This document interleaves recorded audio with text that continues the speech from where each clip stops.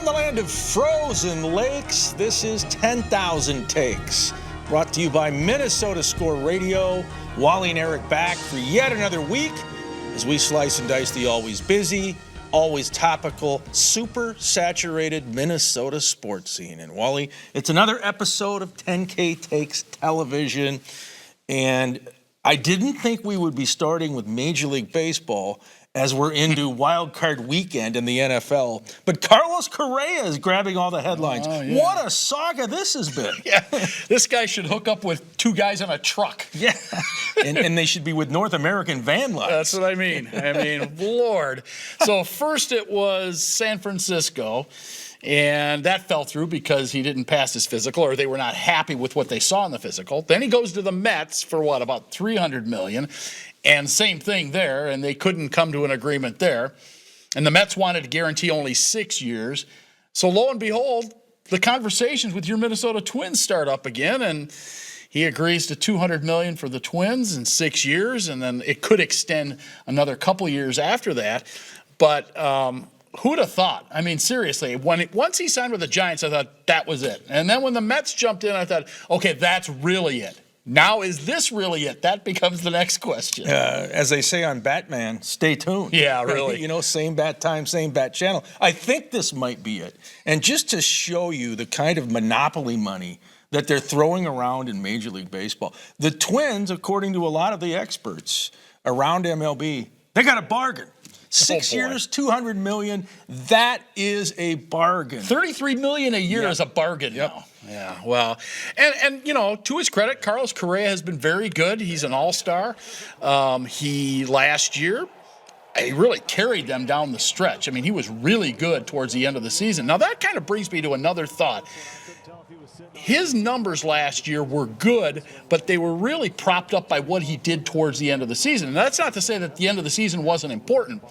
But, man, he was playing for a contract come, August and September. And that's when he really played well and really when he boosted his numbers at the end of the year. So is that going to be back in play? Because, look, the Twins with Carlos Correa last season did not make the playoffs, did not win the division, finished 10, 12 games behind Cleveland? I mean, let's face it, man, that he's not the only thing that they had wrong with this club.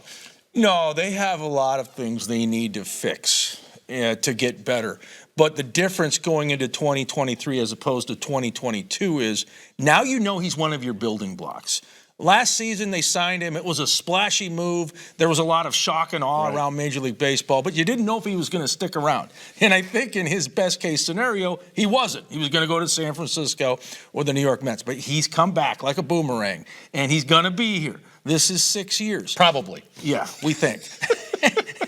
and so now you can put him down as part of your foundation. You can use him as a selling point to try to get pitchers or other players in here. He's got universal respect around Major League Baseball, Wally. He's a great guy in the clubhouse. He's a team leader. He's a platinum glove winner out in the, at the shortstop position. He can play defense, which is critical. And we know at the plate what he's capable of. So, look, the Twins need to go out and do some more things, in my opinion, to become really a solid team. They need to add pitching, starting pitching, bullpen. But Correa coming back, I think that's a good signal for the Minnesota Twins franchise. No question. And I think that one of the questions that they were going to have to answer, if they were not to get Carlos Correa, how are they going to sell tickets? I mean, really, the only thing that they did was get Joey Gallo, who struck out 1 million times this past season. That was really the only splash move that they made, and that's not really a splash move. Joey had a struggle of a season with both the Dodgers and with the Yankees. So this is a big move. And you're going to bat him third or second or fourth in your lineup, and he's a Gold Glove at shortstop.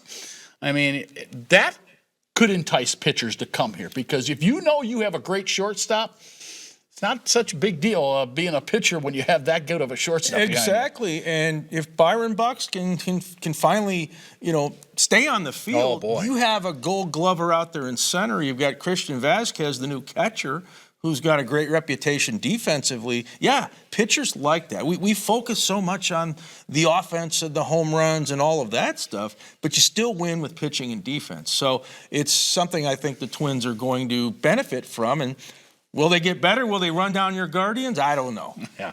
Are they tapped out money-wise is the next question now. I mean, there aren't that many free agents really left on the market anyway. There's no really big names, but they could potentially be in the trade market. We've heard that, right? You heard that Luis Ariz is potentially, one of those guys that they might deal away. And if that's the case, he's the batting champion, and I'm against trading away a batting champion, that's for sure. But does he fit the Twins' MO where you got to hit home runs? I mean, that's kind of what the new wave is, right? Isn't that what the computer says? Yeah, well, let's toss the computer in Lake Minnetonka. I will say this. You asked the question, are they tapped out? Well, there is no salary cap in Major League Baseball. Well, you know what I mean. Teams create their own ceiling. Right. Now, are they going to spend more? Probably not. There's not a lot of, lucrative guys out there on the market that are left to go, say, hey, come here, we'll write you a check and pay you the big dough. Hey, he needs a team. He does need a team. He's gonna land somewhere. It might be a minor league deal for all we know. Arby's. Oh boy. Pizza Hut. He's got to come back with somebody's gonna value the ability to hit a home run. Well, along with all those whiffs. There's plenty of independent league teams out there that take a shot. He has already played for the St. Paul Saints, but that was the AAA version. Oh, that's right. I was going to say, he played for the independent league Saints. He played for the AAA. Yeah. Carlos Correa is back, and the Twins garner some attention. They steal some headlines from the Minnesota Vikings in a playoff week. How about that? Yeah, amazing. All right, well, stick around. We have a lot more coming up. We're going to chat with the other Meg Ryan. She covers the Minnesota Twins for the Minneapolis Star-Tribune here on 10K Takes. Your Carlos Correa ticket. I've been meaning to give you these for many years. I think they're perfect.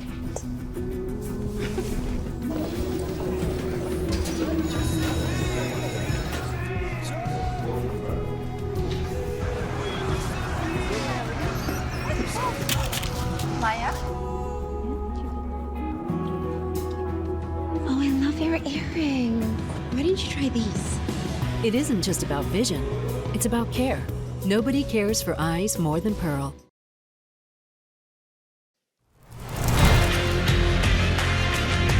$10,000 Takes continues along, and we're going to continue this Carlos Correa discussion because I'm still in disbelief that he's back as a Minnesota Twin, especially with what we've all been through. And to discuss it with us is the other Meg Ryan. I guess, Meg, the first question I'm going to ask you, have you seen the movie with your former co-star, Tom Hanks? Have you seen the Otto movie, Man Came Otto? Not yet. It looks interesting. Kind of about a curmudgeonly old man. Reminds me of my father. So perhaps I should. All right, Carlos Correa. Did you expect this to happen at any level, at any time? I mean, I think when he initially signed his 3-year deal with the 2 opt-outs, obviously, ahead of this last season, I think we all kind of assumed that it would be a 1-year thing, and that was a rightful assumption. There were parts of last year, I think later in the season, like I remember when he went back to Houston and he did a press conference there and somebody asked like, hey, what are you going to do with the Twins?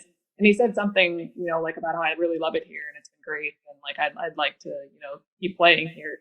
Like that was the first like inclination to me that like maybe he would decide to come back. But I think with him, it's like he was never going to like opt into that contract. He always was going to seek a longer deal with bigger money because that's what he wanted. The elite caliber player, that's his right in free agency to look for that. So I think if the Twins had offered him what the Giants ended up offering him from the get-go, he would have said, yeah, but obviously the Twins have a different budget and that just really wasn't in their plans. So I thought, I knew he liked it here. I knew his wife and his family liked it here. I think it all went really well last season, minus the fact that they didn't make the playoffs. So I don't think it was like that he didn't want to return at all. I just think it was a matter of, money and length of contract. He wanted that security. So he needed to go where he felt like he could find that. And then obviously the series of events that happened in the last couple of months have led him back to Minnesota somewhat unexpectedly. But maybe it's and you look back at last season, Meg, and so many of us focused on the opt-outs. Okay, it's great we have this guy. He's a superstar player at shortstop, but the fear was he wasn't going to stick around. Now he's back, 6 years, $200 million. He's going to unpack his bags and plant some roots. So it's a different approach going in, isn't it? And I think even from a fan perspective, maybe you're more apt to say, I'm going to go out and watch this team because he's going to be here for a while. I mean, I think that's what the Twins probably hope for. I know that last year their ticket sales were like their total attendance for the year was the lowest in field it opened. And it's partially, I guess, still coming out of the pandemic, and so maybe people are a little hesitant. But I know talking to club president Dave St. Peter, he had said I was really kind of surprised that Carlos Correa having this elite caliber player, and the fact that the team was in the mix on top of the American League for most of the season, that didn't put more butts in seats. And so maybe they're hoping, okay, now that Correa is going to be here for a set amount of time, as long as he passes his physical with the Twins, which is still pending, maybe that will make a difference. And I think if he continues to play the way that he does, and hopefully influences the rest of the team to get on his level in some ways, or to just stay healthy, which would be helpful too, then maybe this will help put more tickets out there for them. Well, I think it's a fair statement, because I think prior to this move, most Twins fans were looking at it and saying, okay, what have you done for me lately? In other words, I know they went out and got Joey Gallo, but let's face it, that's not exactly Carlos Correa or, any of the big time pitchers that were available in free agency. So to that point, pitching, what's the general opinion? Is this pitching staff going to be able to maintain, get better without an addition here? Are they going to trade Luis Arraez maybe to get a pitcher? What are your thoughts? I mean, it remains to be seen, right? There's a month left before training camp is supposed to start, or spring training is supposed to start. So there's definitely the potential to make more moves. I know that when Derek Falvey talked at the end of the year, kind of his post-mortem of the season, he had said something along the lines of somebody had asked him point blank, what do you think of the pitching? And he said, I think our starting pitching is pretty good. I mean, we've got Sonny Gray, we've got Joe Ryan, we've got Kent Maeda's going to be back finally. You throw in Tyler Mahle and Bailey Ober, Josh Winder, that kind of group. Chris Paddock is still, I think, covering for Tommy John, but he could make an appearance maybe later in the year. He was feeling like it was pretty well set. Now, that all depends on a couple of things. As seen this last year, a lot of those guys couldn't stay healthy. Bailey Ober, Josh Winder had his stints on the injured list. Bailey Ober was out for most of the season. Tyler Mahle only made 3 starts before his team to kind of have this weird thing that was undiagnosable. And Kenta was obviously out the whole season with Tommy John surgery. So it depends if those guys can stay healthy. Now, if they can, I think that's a pretty decent lineup. Kenta Maeda is an ace when he's on. Sonny Gray can be an ace when he's on. I think Joe Ryan is an ace in the making. At least they hope he is. So you've got 3 really good caliber guys there out of your 5 or so. And then some younger guys in Bailey Ober, Josh Winder, Chris Paddock, maybe Tyler Mahle, that are also kind of still finding themselves. So I think that it's good. Now, could it always be better? Yes. And Meg, look, I realize injuries happen, and some are very legit. But it seems to me as if the Twins perpetuate this notion of, okay, you're dinged up or you're nicked up, we're going to sit you down, we're going to put some bubble wrap around you. Does this team need to grind more? Just have guys that are going to fight through things, not the serious stuff, but the little things. It's a hard question to answer, and one that I don't like to take a super hard stance on, because I am not living in those players' bodies, and I don't know what their pain is, and everybody's pain tolerance is different. So it's very easy for me to say as an outsider that, I could probably play through a sprained ankle, but it's I don't really know. I've never played elite baseball, and I've, never had to do it on a sprained ankle before. So who knows? Could I play to my caliber? Some guys I think are more comfortable grinding through pain and maybe playing at their 80% instead of their 100%. And some guys are not. Some guys don't want to go out there if they feel like they're going to be a liability. Even if the liability is 10% worse than their best, they don't want to impact the team negatively. They only want to impact it positively. So I think that's kind of a personal choice. And Rocco, as a coach, Rocco Baldelli, has always been someone who prides himself on listening to the players. He was a player. He was a player that dealt with a lot of injuries, so he knows what that's like to go through that. So he's not going to be someone that's going to force them to play if they're not comfortable playing. Now, can they, work with them and make sure that like they're making the most like educated, decision about what they're going to do with their career or what they're going to do with their time on the injured list? Yes.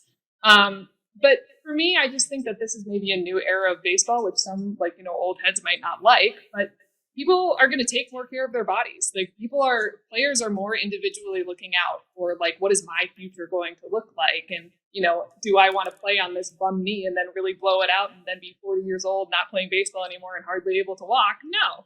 So and I think that generally is good. People will disagree with me on that, but I think generally we should be looking out for our personal health over winning a baseball game. But I get that it's frustrating from the fan perspective that you maybe want to see these guys play and they can't always be counted on to be there every day. Do you think the Twins, or anybody else for that matter, has interest in Trevor Bauer? I mean, doesn't everyone have? I don't know. Like, that's a very hard question. I don't think so, because especially for someone like me, as a woman, it's just not something that I am interested in talking about or having really any kind of conversation about. I'm sure there's somebody out there that is. There's always people that overlook those things. I mean, we've seen that in other sports and in baseball too, like players like Deshaun Watson and things like that. They do these things and people are like, shame, suspend you for a certain amount of games. And then, they prop back up later on. And usually it plays out better for white players than it does for black players, as we've seen in some cases too, particularly when it comes to Colin Kaepernick. So, I wouldn't rule it out. I'm sure that, these things come out of the woodwork. But I think that there are also a lot of people that, take that kind of thing really seriously and don't want to take a risk on anything like that in their team or in their clubhouse. Yeah. Well, Meg, we appreciate the time you spent with us and some insight on Carlos Correa. I know he's an easy guy to talk to in the locker room, so that's good news for you. And it's probably good news for that clubhouse because I know that he was such a good leader for them. And we will hope to talk to you again down the road. Thanks so much. Thanks, Meg. All right. She is Meg Ryan, Star Tribune Twins beat writer right here on 10,000 Takes. Eric and I will be back with more after this timeout. Stay with us. I've been meaning to give you these for many years. I think they're perfect.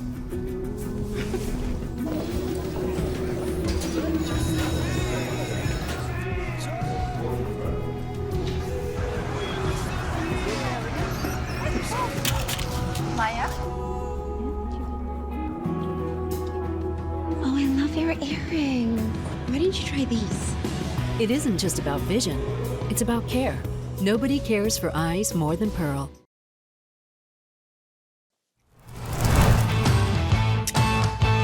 $10,000 takes, and we're finally done talking baseball, and why not? Football on the menu right now. NFL playoffs, wild card round, super wild card weekend. I don't know why they call it super wild card weekend. I don't know either. You have divisional winners playing.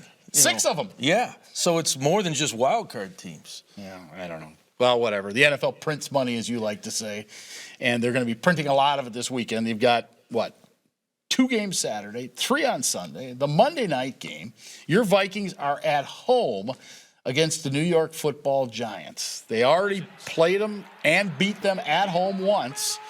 The 61-yard team record field goal by Greg Joseph was the difference in that football game. Can they do it again is the question. Always difficult to beat a team twice in the same season, especially one that you are not that familiar with, in this case the Giants. But it's only been about 3 weeks since these teams played each other. It was Christmas Eve when Greg Joseph walked it off. I think it's going to be, like most of the Viking games this season, razor thin. It can go either way. Well, that's good news because they've won all of those. They have. In the regular season. Right. And the blowouts they've gotten wiped out. I guess I would say if you're a Minnesota fan, and the defense certainly has been leaky at times, right? They have not had some shining moments in some of these games. I would be very concerned about Saquon Barkley, the Giants running back, who's one of the top backs in the NFL. You got to make sure they don't establish that ground game and control clock, and Barkley goes off, and then Daniel Jones is able to do his thing as the quarterback. You want to take the crowd out of it if you're the Giants, because it is the house of noise for a reason. So I think these teams are pretty evenly matched. A couple of rookie head coaches, Brian Daboll, Kevin O'Connell. It's playoff football. Win or go home. Yeah. The Smith brothers, the Smiths, both out against the Bears, both supposed to play on Sunday against the New York Giants, that being Harrison Smith and Zadarius Smith. How big a deal is it to have Zadarius Smith have a big game? I think it's huge. I think that he's got to be able to not only get to the quarterback, but help plug up some of what Barkley is going to try to do. Absolutely. You can't let Daniel Jones get comfortable. And he's also a guy who's got some mobility. I remember seeing that when the Giants were here earlier in the regular season.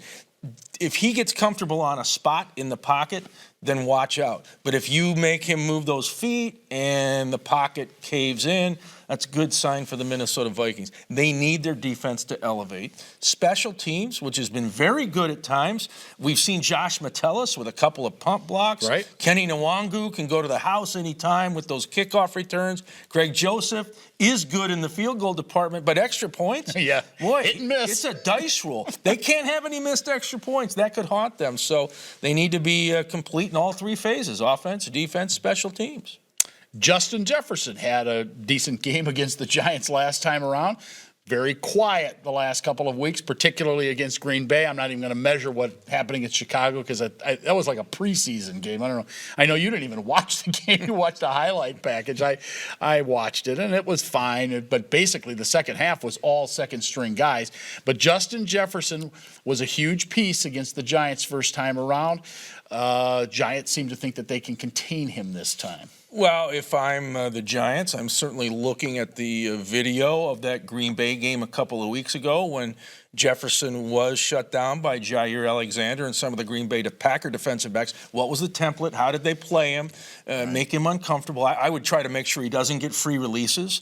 Now, if he's in the slot, that's hard to do. He's off the line of scrimmage. If he's on the line of scrimmage, I am pressing, and I'm going to have somebody over the top. I respect K.J. Osborne, Adam Thielen, T.J. Hawkinson, Dalvin Cook, but I want to make sure Justin doesn't go off. A lot of weapons. Yeah. Were you happy with the fact that the Vikings held basically everybody out in the second half last Sunday against the Bears? I think it was the right thing to do. No doubt. You really had, well, you had something to gain because winning put the pressure on San Francisco to win and keep the 2 seed, which the 49ers did. But ultimately, you've got to be healthy going into the tournament. The Chargers took the reverse approach in their game against Denver, and Brandon Staley, their head coach, is getting barbecued in Los Angeles. They lost some guys, and now they got to go to Jacksonville, 3 time zone difference and all that, and try to win, and not at 100%. Yeah, and you don't want to lose guys going into the postseason, that's for sure. No, and it's all about who's hot, who's in rhythm.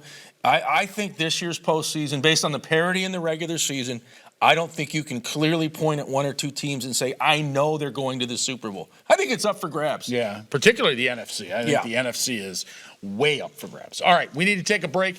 When we come back, takes of the day. You are watching 10,000 Takes, your purple ticket. Stay with us. I've been meaning to give you these for many years. I think they're perfect.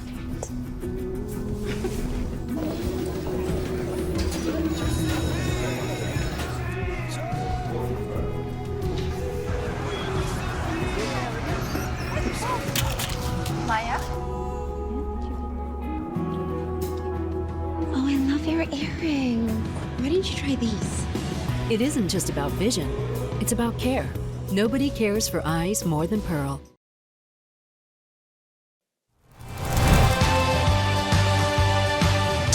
Takes on television as we wrap up yet another episode. Takes of the day coming up shortly. But before we get into that, I know a lot of our viewers are wondering, okay, can I get a ticket to that New York Giants, Minnesota Vikings NFC playoff game on Sunday at the House of Noise. And how much is the big question. Yeah. And, you know, as we were looking at some of the secondary market ticket prices, now, early in the week, like right after, you know, Sunday's games, last Sunday when the Vikings played the Bears, immediately ticket prices were up in now this is the lowest ticket price, it was about 130 or so.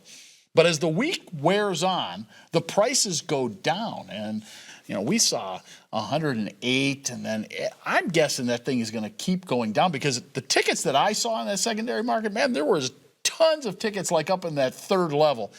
I'm not so sure people are that stoked about watching the Giants and the Vikings sitting up in the third level paying $100+ to sit there. I think Minnesota fans, the Purple Nation, they're skittish. They want to buy in. They want to wrap their arms around this team, but they've been let down so many times. Really? It's just, they don't want to get their hopes up. Yeah. So as far as the New York Giant fan base, I mean, this is a blue blood NFL team. They've won 4 Super Bowls. They don't get enough credit for that, the Giants. But I don't know how many folks from the Big Apple and the Garden State of New Jersey are coming to the Mini Apple for this one. No.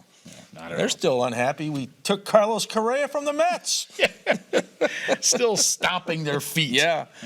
All right. Well, let's find out if you're stomping your feet. Are you an angry American, happy camper, sarcastic Sam? What is your mood of the day? Well, my take of the day goes to college football.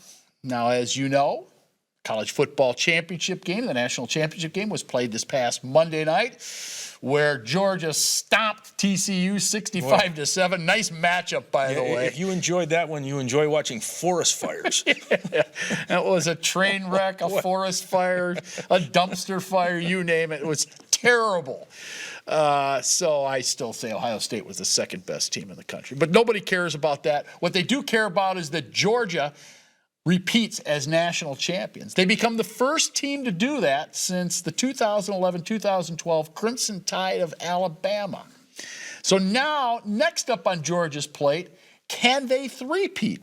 And if they do three-peat, do you realize they would be the first team to do it in 86 years? Do you have any idea at all, who the last team to win 3 straight national championships? Gotta be the Bernie Bierman Gophers or something like that.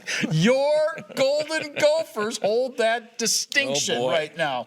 Yes, so I'm throwing the gauntlet down on your guy, PJ Fleck. Look, PJ, if you want to uphold the University of Minnesota's history in football, it's your job to make sure that Georgia does not three-peat. You need to beat them in next year's national championship game with that 44th ranked class that you got in your recruiting this past year. Gauntlets down, baby. Yeah, Mood Meter says sarcastic Sam. Yeah, you're somewhat issuing an ultimatum to PJ Fleck. He might need more than a rowboat. He might need a speedboat to knock off Georgia. I think so. Or a luxury liner. All right. Well, my take of the day is this. As we touched on earlier, it is Super Wild Card Weekend in the NFL, which includes a lot of divisional winners. Right. And, you know, a lot of folks are getting revved up for it. That's cool. But I don't like the way the NFL handles things. How about Dallas, a 12-5 wild card team, facing a below sea level Tampa Bay team at 8-9? But the Buccaneers automatically get the home game because they won their division. I think that's unfair. I think Tampa Bay should be going to Dallas based on the record. Now, I know the Buccaneers won the first game head-to-head, so you could argue that in the season opener. But I still think that's it. Dallas should be at home. They've earned it. And the LA Chargers will travel across 3 time zones from SoCal to Florida to face Jacksonville. And the Jaguars were 9-8, winners of the AFC South.